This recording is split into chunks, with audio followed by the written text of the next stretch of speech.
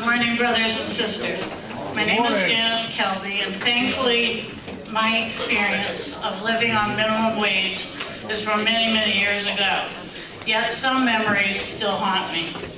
As a single parent, I worked in a big art supply warehouse and store.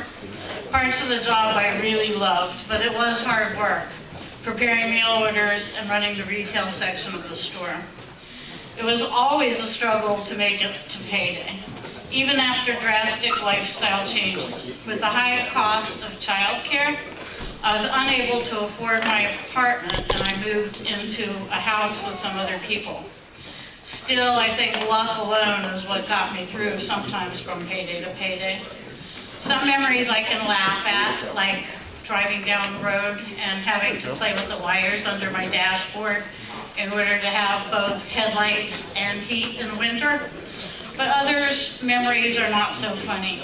Like when my son injured his hand, and I struggled trying to decide, do you think I could clean this up well enough and bandaged it really well so that I don't have to take him to the emergency room? I knew I couldn't afford it, and no mother should have that worry. Friends advised me to apply for food stamps, but I was pretty naive then.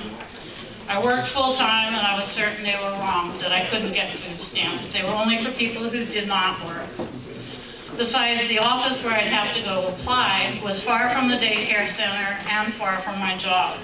And I understood there were long lines to wait, so it didn't make sense to me to take time off of work to go on a gamble of whether or not I'd be able to get food stamps. My other burning memory occurred when I was training a man who had recently been hired to work with me. He just filled a vacancy that existed. And we were talking, and I learned that from day one, he earned more money than I earned after working there for 2 years. My heart sunk. I was really hurt. I was angry. I was shocked. I had been playing by the rules, and I really stepped up when they were short-staffed and helped them immensely. And this was the thanks I got. These things don't really happen, do they? I went to speak to the warehouse manager to see just what was going on. And I told him what I wanted to discuss, and suddenly his whole demeanor changed. He wasn't my buddy anymore. He wouldn't talk then, but he said he would get back to me shortly. He later informed me that we could discuss it. The next morning, before work and off the clock, me, the warehouse manager, and the company president. That was pretty intimidating to me in my early 20s. The next morning, I dropped my son off early so that we could meet and get everything straightened out. As I aired my grievance, they listened for a minute, and then they quickly informed me that the man I was training had a graphic arts degree. That was their excuse that they cooked up to justify their discrimination, and they were sticking with it. I could feel my voice cracking as I objected, telling them that my experience made me good enough to train the guy. But I knew they weren't listening. The last thing in the world I wanted at that moment was for them to see me cry, and I knew I would, so I just shut up. It was the last straw, and it broke the camel's back.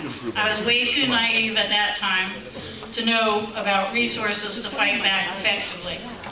Fate stepped in for me, and shortly after this incident, I was in a serious car accident.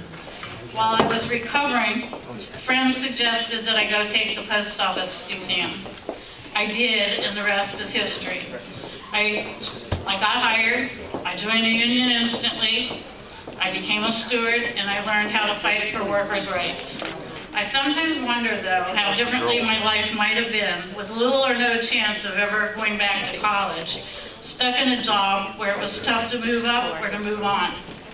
I am forever grateful that I landed a good union job that opened up a whole other world to me. I think it's even harder today for people on minimum wage, where the gap between minimum wage and a livable wage is much greater. Thank you.